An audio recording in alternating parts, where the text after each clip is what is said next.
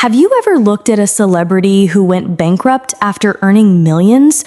Or a lottery winner who lost it all in just a few years and wondered, how does that even happen?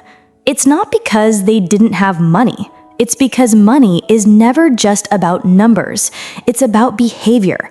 In the psychology of money, Morgan Housel shows us that wealth has less to do with IQ and more to do with how you think and act every single day.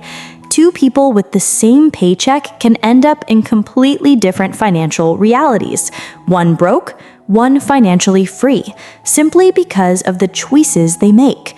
In this video, we'll explore 10 timeless lessons that reveal why our emotions, habits, and mindset matter far more than spreadsheets, and how mastering these can completely transform the way you handle money and your future.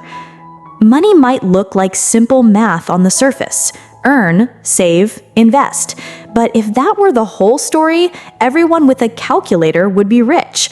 The truth is, money is emotional. It's tied to our fears, our desires, our upbringing, and even the culture we live in.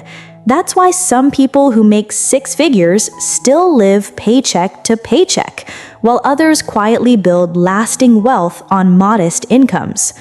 What makes the psychology of money so powerful is how Morgan Housel peels back the layers and shows us that personal finance is less about spreadsheets and more about human behavior. Through real stories, history, and research, he demonstrates that getting wealthy and staying wealthy are two completely different skills, and most people never learn the second one. By understanding the psychology behind money, you can sidestep the emotional traps that lead to debt, bad investments, or reckless spending, and instead build a calmer, smarter, and more sustainable relationship with wealth that actually lasts. Lesson 1: Behavior over intelligence. When it comes to money, being smart isn't enough. What matters is how you behave every single day. Imagine two people. One is a financial expert who can analyze the stock market inside out, but panics and sells everything during a downturn. The other is a regular worker who just keeps saving and investing steadily, no matter what. 10 years later, it's usually the steady one who comes out ahead. Wealth isn't about brilliance. It's about patience and self-control. Lesson 2: Luck and risk. Success is never just about hard work. Bill Gates became one of the richest men alive, partly because he attended one of the only high schools in the 1970s with a computer. That was pure luck.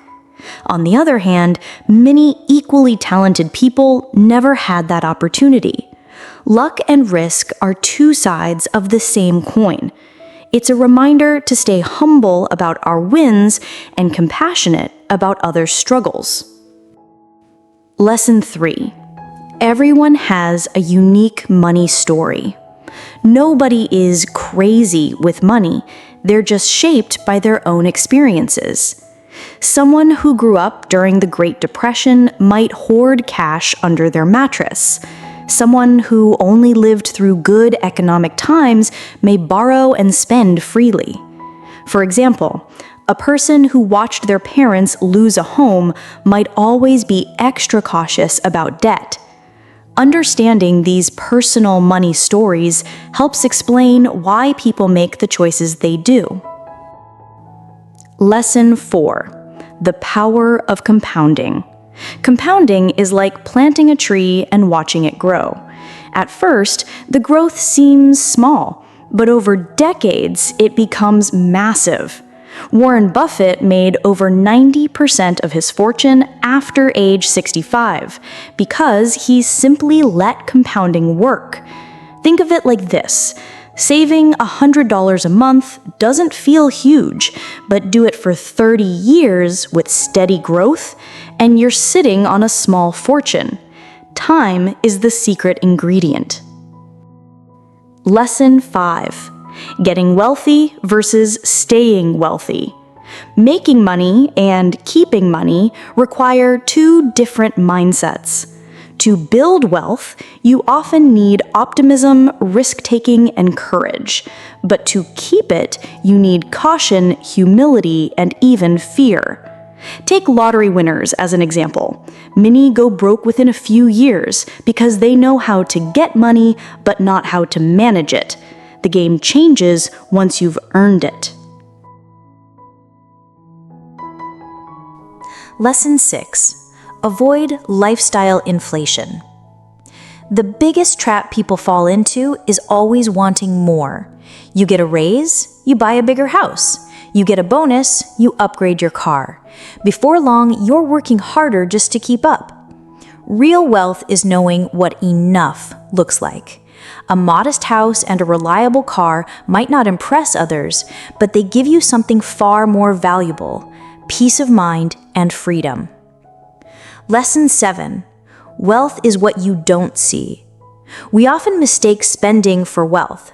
That person with the luxury car or designer watch might actually be drowning in debt. True wealth isn't visible.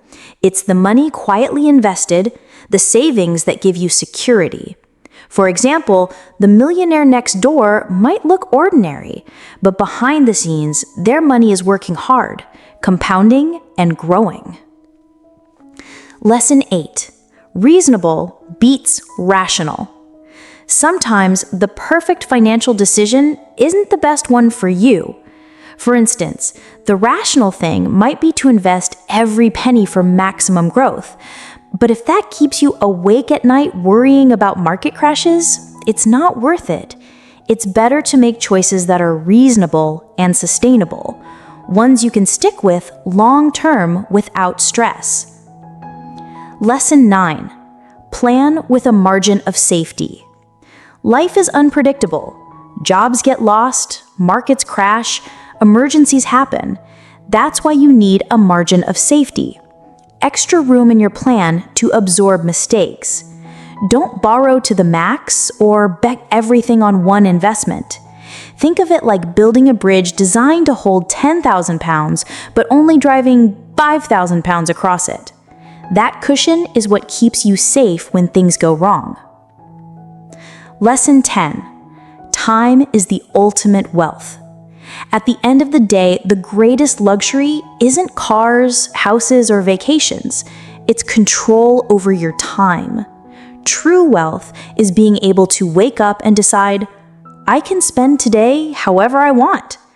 Whether that means working on a passion project, traveling, or simply having lunch with your family, freedom of time is the real goal money should serve.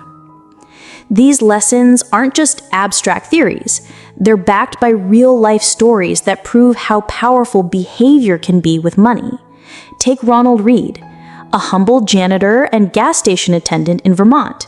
He lived simply, never flaunted wealth, and quietly invested small amounts over decades. When he passed away, the world was stunned to learn he had amassed an $8 million fortune that he left to his local library and hospital. On the flip side, there are countless stories of high-powered executives who earned millions in salary, but overspent, over-leveraged, and ended up broke. This contrast highlights exactly what Morgan Housel teaches. Financial success isn't about your job title or income level. It's about habits, patience, and perspective. That's why the psychology of money resonates so deeply. Financial advisors, educators, and everyday readers alike recommend it because it strips away the jargon and gets to the human side of money, the part that really drives outcomes. So let's pull it all together. Money success isn't about being a genius with numbers. It's about mastering your own behavior. We've seen how luck and risk shape every financial story, why compounding quietly works wonders in the background, and why getting rich and staying rich demand completely different mindsets.